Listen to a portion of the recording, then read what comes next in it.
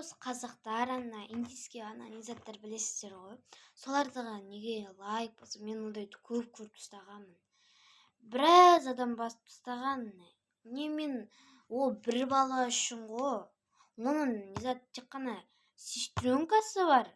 Потом өзі болды. Олар лайктан барлықтарынан асып кеткен. Мен ғана жете алмай тұрмын сол балаға.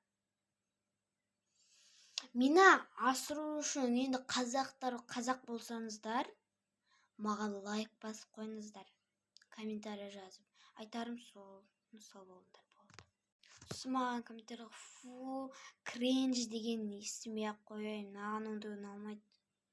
Ну, айтарым осы бәрі. Лайк басып комментарий жазып қойыңыздар, пожалуйста. Сол комментарий кринж, бринж деген әңгімелер керек жоқ. Мен оны короче сөйлесеміз. Кім Оралда тұрады, сол жазып қойтыңыздар. Мен Оралда тұрамын, мысалы, мен көшемде айта алмаймын. Жасым 10-да, 2015 жылғымын, бірақ көшемде айтуға болмайды сіздерге. Сол үшін. Ну, пока.